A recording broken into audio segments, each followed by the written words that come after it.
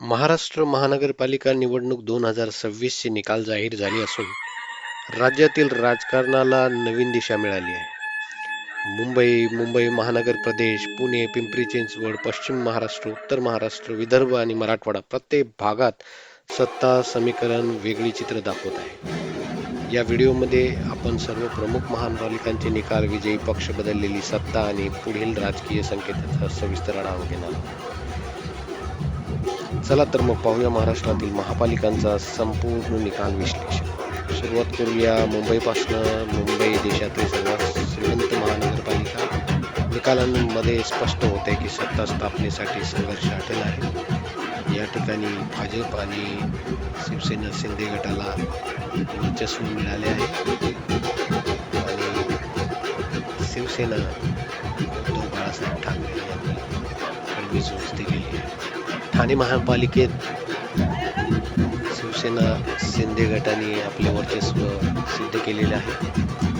त्याचबरोबर नवी मुंबई मध्ये भाजपा, पनवेल महानगरपालिकेमध्ये भाजपा, भिवंडीमध्ये काँग्रेसनी राष्ट्रवादी शरद पवार गटासोबत चांगलेच वर्चस्व मिळवले आहे. मीरा भाईंदर मध्ये भाजपा, वसई विरारमध्ये बहुजन विकास आघाडीने वर्चस्व निर्माण केलेलं आहे.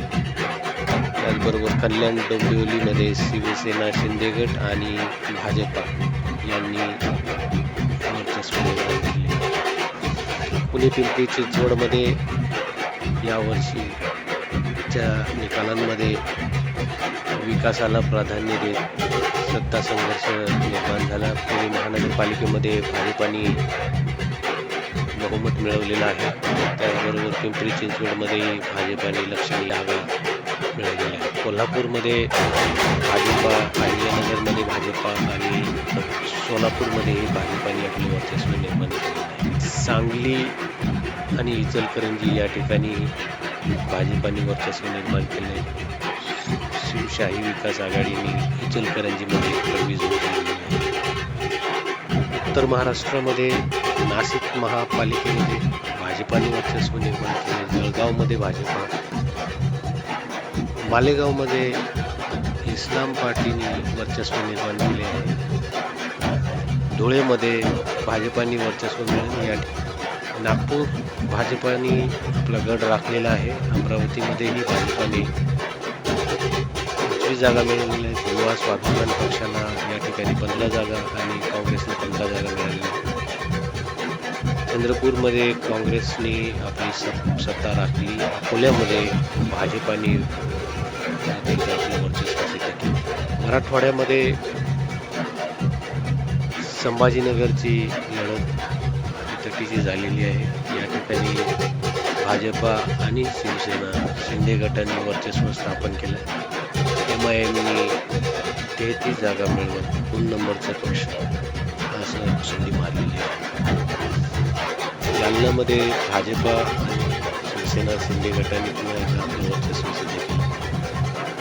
लातूर महानगरपालिका काँग्रेसने राखलेली आहे आणि नांदेडमध्ये या ठिकाणी परत एकदा भाजपाने शिवसेना शिंदे गटासोबत चांगलेच जागा मिळवलेल्या आहेत. भाजपला एकूण या ठिकाणी 45 जागा.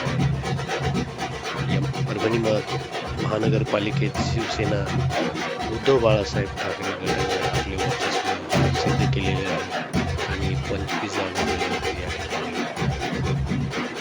चांगलेच यश. एकूणच महाराष्ट्र महानगरपालिका निवडणूक 2026 ही फक्त स्थानिक निवडणूक नाही, तर येणाऱ्या विधानसभा आणि लोकसभा निवडणुकांची दिशा जागवणारी आहे. तुमच्या भागात कोण जिंकलं? तुम्ही निकालावर समाधानी आहात का? कमेंट करा किंवा तुमचं लाईक करा.